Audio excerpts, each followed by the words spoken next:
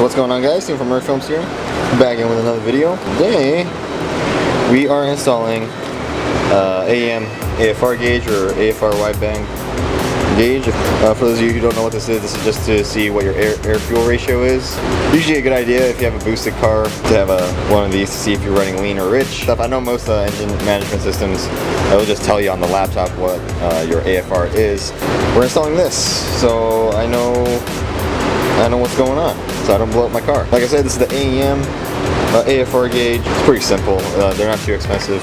It comes with all the things you need, the sensor and all the wiring you're going to need to use it. This gauge in particular does allow you to do data logging and stuff like that, but we don't really care about that. We just want to see what my car is running at. So we're just going to be installing it just so we can see what my AFR is. Should be a pretty simple process. If any of you are thinking about doing this, just keep in mind you are going to need an O2 sensor bung somewhere. Most aftermarket exhausts, like different test pipes and front pipes and stuff will come with a bung. Unfortunately, my car never came with one, but I already had the hole cut out and the bung welded in. So the sensor's already in the car. I just need to pretty much just hook it up at this point. It should be pretty simple. For those of you who are wondering where I'm going to put my gauge, we're going to put it in this bad boy. Hopefully it fits pretty good. I didn't read any reviews on it or anything. I've never seen it on any other car, but basically this is just people have been calling the Mickey Mouse ears gauge pod. But it basically just replaces the top portion of your steering column cover, so you can fit these two gauges,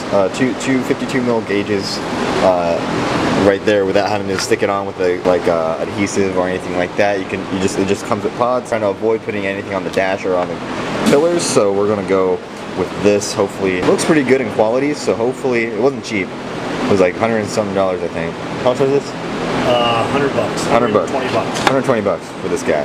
Shapeways, yeah. Hey, these guys. They're just a 3D printing company. Cool. Let's get started. So to start us off, what we're going to do, we're just going to take this top half of the column cover off. So there's just a screw hole on this side right here. You just take that one off, and the top one's supposed to pop off. So Steve lost the screw. This dumbass. Here's a Mickey Mouse gauge pod. Fits kind of wonky, but it ended up lining up, so that's good. Just ended up taking the two bolts down here off too, just so we can get it off easier. But in reality, you only really need to take this one off just so you get the top one off. But we wanted to do that so we could lose a screw. Yep. And then we're going to take the center, the panels off, so that should be fun.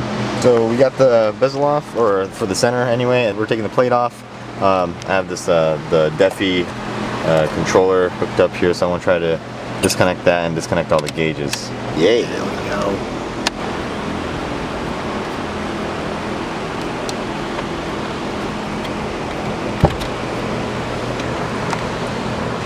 We have this mess right here. Okay, so now we got to work on taking this down here apart so we can run the wires through. So I think it's just these two, 4, I got one back here, I think. Alright, Right here. There you go. Which one? This guy. That's the hot wire? Is that what we're going to splice into? Yeah, I think so. Alright, so now we're going to take this bottom part off. So I wonder if this just pops off. I don't know. But I want to take this bottom portion of the dash off. Okay, so it's DC voltage, so that's what we need. We want to check and see if this has 12 volts on it. Probably work. Now, obviously there's going to be nothing on it now because the car's not on. See, so over here it says 0. So Okay. turn the car to accessory. 12 volts, you know. 12 volts? Yeah. So it's DC. So you're going to check it based off a ground. Some systems have a ground in the harness, and you can just splice it into the system, or you can use a chassis ground like we're using for this right here.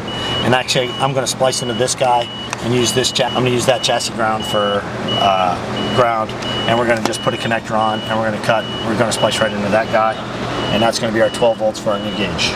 I don't know what I'm doing. That's why he's here. Yeah. Oh, I'm going to put the connector on this bad boy. Yeah. I'm going to put the connector on this guy right here.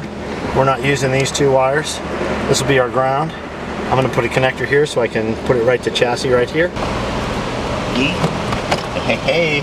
Are you doing the ground? I'm just checking to make sure this is going to fit okay. Alright, so for those of you looking to take this bottom half bezel out, screw right here, and there is also a screw here. There's supposed to be one here, but I'm missing that screw. That's pretty cool. But yeah, let's take that out. Right here. Let's just feed that through then. right. All right, so everything's taken apart. We have ran the wiring right here through the column, and then comes all the way down through there, a bit back there, and to the old harness that we already had. So what we're gonna do, we're gonna put the gauge in, Lamo. It's all just kind of mocked up right now. We're just tightening up the cables with some zip ties, and then once it's powered up, we'll show you guys. So right now we don't have the sensor hooked up, but it does have power, so let's see if it even turns on. Oh, and there it goes. Power, yo. Sweet. We're pretty much gonna put this portion back together since we are done. We're gonna trim the zip tie a bit. I'll put all the dash pieces back on, and then we're gonna lift the car up so we can get to the O2 sensor. So right here is still a jumbled mess. We're still gonna need to run the sensor wire, but all this is put back together. So just one last time, let's check it real quick.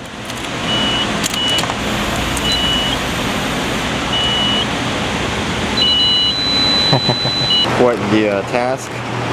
I kind of had to take the pod apart so we could run the wiring. We don't know where to run the cable to the O2 sensor because the front drive shaft is going to touch if we go through most of any spots. So just a bad time, not a good idea. So what we're doing, we're going to go through the grommet that's in the firewall by the dead pedal, and then it comes out from the bottom, and then we're going to try to zip tie it along the harness that's already in there.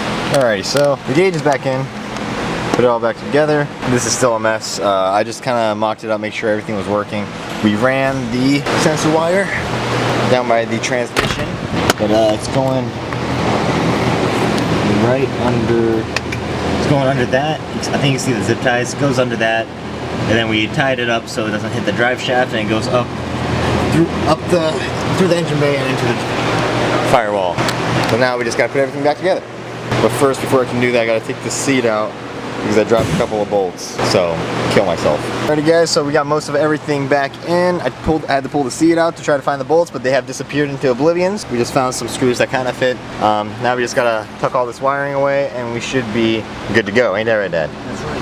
Alrighty, Dad? Yeah. Everything back in? Everything's hopefully. It's a good sign. Alrighty. Okay.